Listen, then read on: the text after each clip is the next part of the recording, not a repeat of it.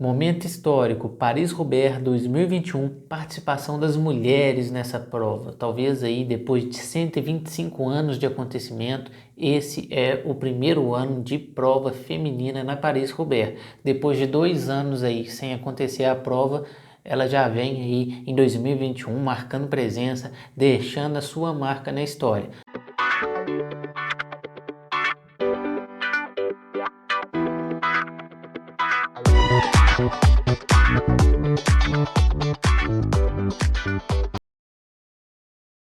Paris-Roubaix, a clássica, sem sombra de dúvidas aí do cenário mundial, do ciclismo mundial. Quando a gente fala em prova difícil, já vem logo aquela prova Paris-Roubaix.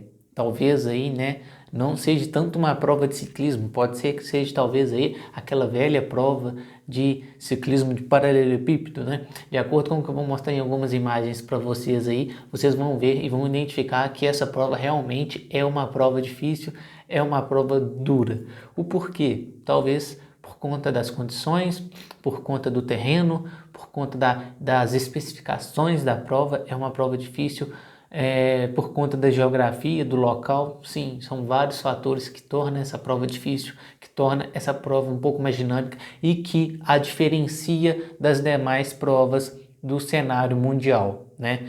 Nesse vídeo vou falar a respeito da prova feminina, que foi a primeira prova feminina a acontecer na Paris-Roubaix. Ficaram um longo período de tempo, desde a sua criação até o momento de hoje, sem as participações das mulheres nessa prova. E a mulherada já chegou colocando pressão, já chegou andando muito forte. Teve algumas adaptações, teve algumas modificações na prova, adaptou a prova para o âmbito feminino e as mulheres chegaram lá e fizeram bonito, pedalaram muito forte. Já para marcar a primeira edição feminina na prova, nada mais nada menos do que em torno de 117 km de prova. Muito km rodado, mais precisamente 116,4 km de prova, tá?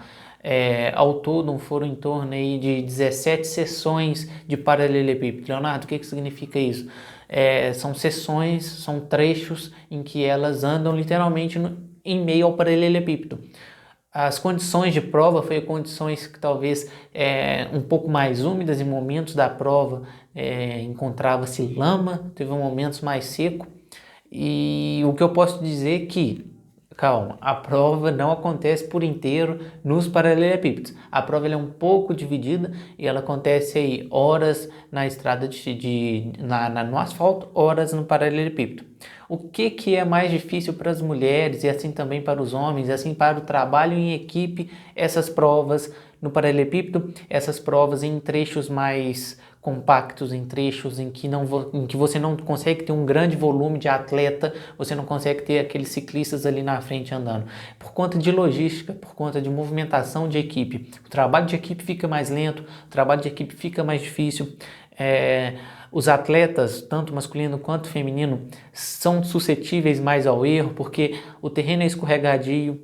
As bikes de estrada não são necessariamente preparadas para andar naqueles tipos de terreno, então dá para você identificar aí que tem uma certa dificuldade para eles andar nessas condições. Trechos muito curtos, então você não tem grandes trechos, igual por exemplo nessas grandes voltas, né? Você tem grandes trechos para que os ciclistas consigam andar, então trecho curtinho, o pelotão esticou muito o pelotão, aumenta muito o estresse do pelotão, tanto físico quanto mental, porque o ponto de apoio dos atletas estão muito lá atrás, entendeu? Então fica mais difícil a relação desses atletas. Talvez seja aí por isso que a Paris-Roubaix seja uma prova tão criteriosa. E assim, dá para perceber que os atletas realmente sentem uma dificuldade e que é realmente difícil. Quando não é poeira, quando não é tempo seco, é aquela chuva, é aquela lama que vai deixando a bike mais impregnada, que vai deixando aí a fluidez um pouco mais difícil. Prova feminina foi excelente, tá? Esses 117 km aí rodados provaram aí que as mulheres estão andando muito e eu realmente gostei muito de ver a prova. Não consegui hoje assistir toda a prova porque foi mais de 2 horas de prova, e essa é uma prova que foi transmitida em um horário em que eu não pude assisti algumas reprises, li alguma matéria ali, assisti alguns vídeos até mesmo no YouTube, de transmissão, tá? Tentei ali entender um pouco o que eles falam ali nas transmissões para passar o conteúdo aqui para vocês. Dessas 17 sessões de paralelepípedo, calcularam aí em torno de 29 a 30 km de seção de paralelepípedo, que demonstram aí que precisaria de mais técnica, de mais precisão e de mais atenção das atletas, e muitas delas provaram que é possível isso acontecer. Porém, como nem tudo são flores, teve queda, tá? Teve queda de pelotão, teve movimentação um pouco mais forte, principalmente a da primeira colocada.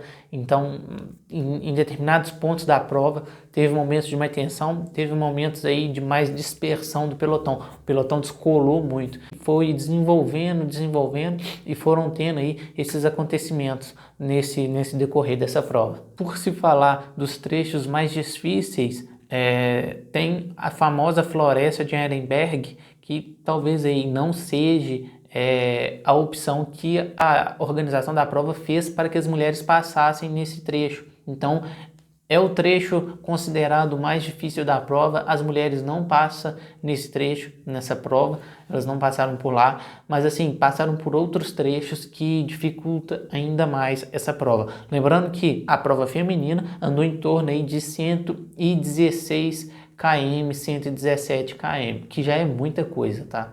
Precisamente, a prova feminina bordeou ali um circuito inicial e depois seguiu em sentido a Roubaix.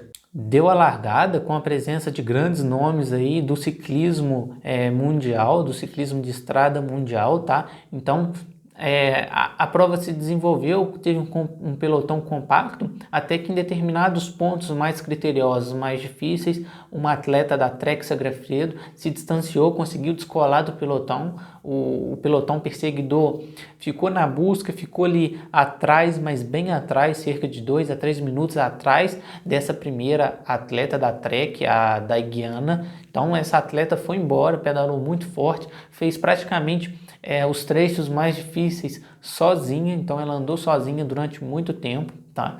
Ela chegou a vencer a prova, e ela vence a prova, se distanciando muito das outras ciclistas.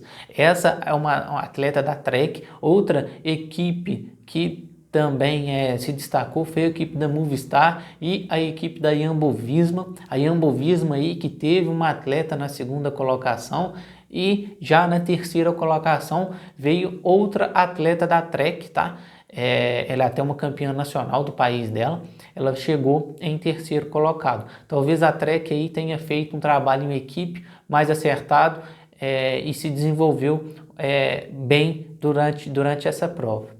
Em segundo lugar, vem a atleta da Jumbo-Visma, que é uma excelente equipe, tanto no masculino quanto no feminino. Jumbo-Visma tem uma característica um pouco diferente, que ela tem uma equipe por fora do ciclismo, que trabalha em outros aspectos. Uma hora eu vou fazer um vídeo a respeito disso. Aproveitando o recado e aproveitando falando sobre o vídeo, já deixe seu like, curta, comenta e compartilhe. Me ajuda aí a desenvolver e a crescer a visualização do meu canal. Isso é muito importante. Então conto com seu like, com o seu compartilhamento e com seus comentários, para que a gente possa trocar uma ideia e assim, interagir lá nos comentários. E em terceiro colocado veio a atleta da Trek, que é a companheira de equipe da Guiana. Então, a Trek aí marcou presença, né, no pódio. Eu achei isso bem legal, isso bem interessante. Já em terceiro lugar, vem essa atleta da Trek, a Borghini, que fechou a prova aí em terceiro lugar, tá?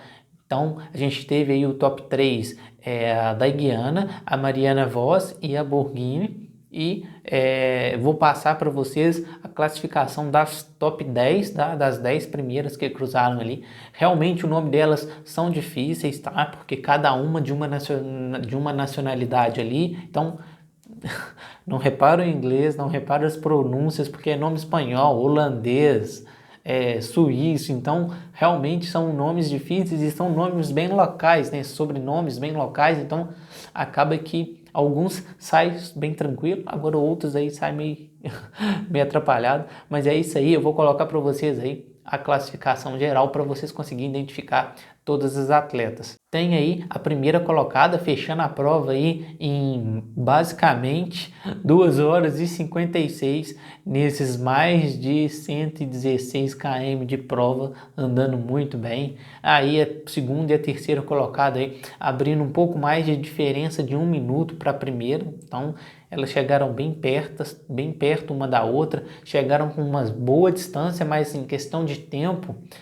Leonardo, ciclismo de estrada é muito? Pô, é muito, pra caramba, porque ciclismo de estrada tem uma diferença pouca de tempo, é milésimos que diferencia, ou até mesmo photo finish, mas assim, a minha concepção é que as três andaram muito bem e mandaram super bem na prova. O que eu achei de interessante, assim, de característica nessa prova, é que algumas atletas ali não fizeram a utilização de luva, até mesmo de óculos de proteção durante a prova. O óculos eu não sei a questão, pode ser que atrapalhe um pouco em alguns aspectos, mas a campeã praticamente ela não usou luva durante a prova e assim, ela sofreu com um atrito devido ao empunhadura dela, onde ela põe a mão ali, do punho dela.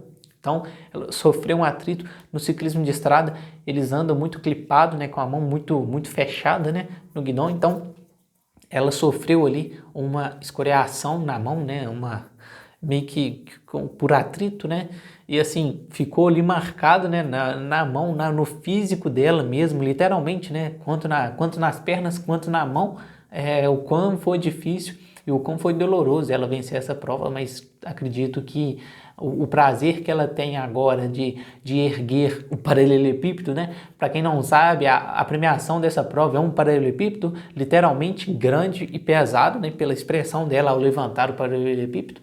Então, ela carrega aí agora com ela a satisfação de levantar um paralelepípedo de campeã da Paris-Roubaix, que é uma prova referência, que é uma prova histórica do ciclismo mundial, e também carrega com ela aí a lembrança, né, a boa lembrança de ter participado dessa prova e ter vencido essa grande prova. Ela que já é uma atleta, né, uma ciclista campeã mundial, se você conseguir identificar pelas fotos, ela tem as listrinhas da UCI, União Ciclística Internacional, marcada na camisa dela, ou seja, é uma atleta aí super completa que sabe realmente o que faz e sabe entregar os resultados na pista.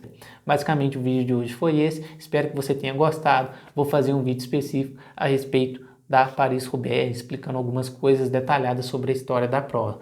Valeu, forte abraço, até a próxima.